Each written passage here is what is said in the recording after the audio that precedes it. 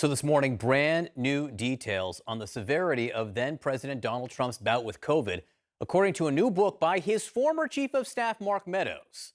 So the New York Times' Maggie Haberman reports, quote, he described walking into Mr. Trump's private residence to see him in a T-shirt, sitting up in bed. It was the first time I seen him in anything other than a golf shirt or a suit jacket, Mr. Meadows wrote. Trump had red streaks in his eyes, Mr. Meadows recounted, and his hair was a mess from the hours he'd spent getting Regeneron in bed. On the walk out to his helicopter, he lost so much strength that he dropped the briefcase he had planned to carry outside, where reporters were lined up to observe him, Mr. Meadows recalled. Maggie Haberman, who wrote the details of Meadows' book, joins me now. She's a CNN political analyst and New York Times Washington correspondent. The author of this book, again, renowned left-wing scribe, Mark Meadows. Donald Trump blurbed this book. He's endorsed this book. He endorsed it several weeks ago. He has since tried to say, parts of this were fake news when some of us reported last week on the fact that Meadows acknowledged that Donald Trump had a positive coronavirus test long before they told us that he was sick. Meadows then said, well, there was also a negative test. Meadows says all kinds of other things in this book, and he called his own book fake news at one point a couple days ago, I should note. But in the book, because I've seen it, and this is not fake news, John, because a bunch of us knew this at the time and were told it was not true by them, tried to report as much as we could. He was much sicker than we were told. His oxygen level, his blood oxygen level was 86. That's really, really low. He was, talking about how he had lost all of his muscle strength, according to Meadows. The doctors were worried that it might be a weeks-long hospital stay. So this is all really new information, or at least new information officially. There's some that we've reported at various points. It's unbelievable to me that Mark Meadows is putting this in a book for which I presume he got paid after he did not tell the truth to the public over and over about this last year. If you'll permit me, this seems to really tick you off. I'm not sure I've seen you. This seems to tick you off. It does. Look, because there's a couple of things here.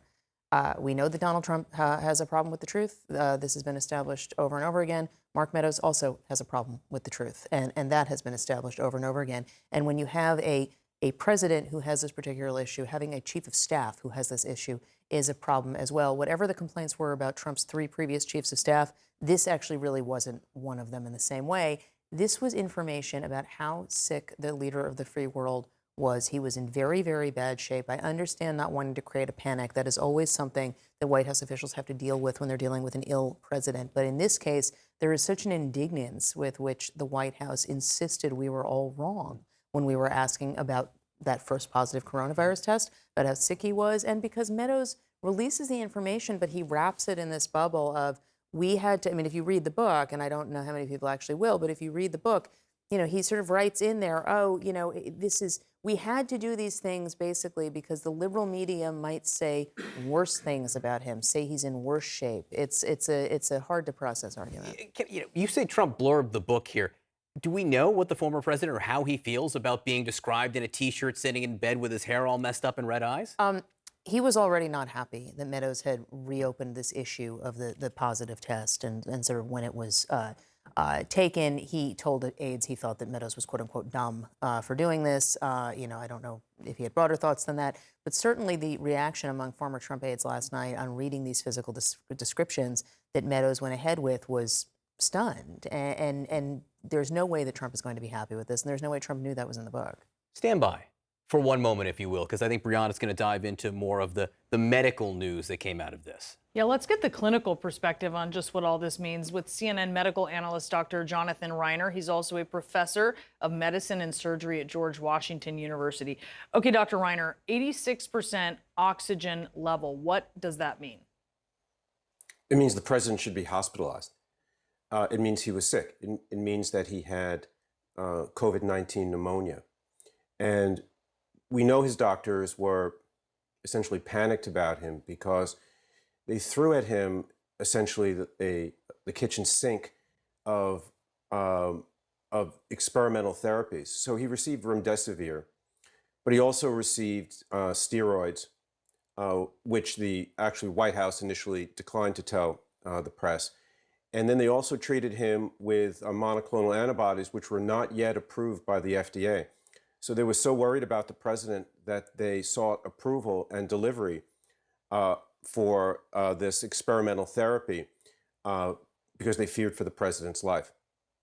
Regeneron while he was in bed, to be clear, this was before he went to the hospital. What does that tell you? Right. Well, Regeneron, the monoclonal antibodies from Regeneron are a very effective therapy for people who are sick early in their illness, who have not yet developed their own effective antibody response. So it tells me that they worried about the survival of the president. But there's another revelation in that book which describes the White House doctors at some point considering just putting him on oxygen in the White House and hoping for the best, which is shockingly reckless. The president of the United States was 74 years old and obviously clearly obese. Obesity is a risk factor for mortality, as is age over 70. So he had multiple risk factors for dying of this virus. Then they demonstrated that his oxygenation level, his pulse oxygenation level of 86%, which is dangerously low, those should have triggered an immediate admission to Walter Reed without hesitation. I mean, the president was in danger of dying. And all of the lies here, how infuriating is that, knowing that you had White House officials and even the doctor involved in all of this pushing back on the real picture that reporters were inquiring about? Well, that is infuriating. If you look at the press conferences that happened on Saturday, the day after the president was admitted to the hospital, they all downplayed his illness. They made it sound like he was busy, managing the levers of government, when indeed he was on oxygen in the hospital fighting for his life. But what's much more infuriating to me, and what really angers me, is that the White House physician and the White House chief of staff 5 days earlier knew that the president had tested positive for COVID. And he had tested positive for COVID with a sensitive PCR test. Now, whether a subsequent less accurate rapid antigen test showed that he was negative, that would not have been sufficient to prove that the president was negative. So the president, who was already symptomatic, tested positive for COVID with a PCR test. The White House medical unit knew that the president was positive for COVID. The chief of staff knew that he was positive for COVID, yet they hid that from the public. The Washington Post estimates that the president exposed at least 500 people to the virus. We know that at least 7 people tested positive from the Amy Coney Barrett event on the day that the president tested positive on September 26th. We know that Chris Christie, who prepped the president the next day, not only tested positive, but required almost a 10-day hospitalization in New Jersey because of the severity of his illness. And then the Trump team went ahead and debated former Vice President Biden 3 days later, exposing Mr. Biden and his whole team to COVID, despite assurances that everyone associated with that team would test negative. And then one more thing, the entire Trump team came in sort of defiantly unmasked and then declined masks offered to them by the Cleveland Clinic staff, which was hosting the event. No, incredibly reckless, all of this. Dr. Reiner, really appreciate your perspective. Thank you so much.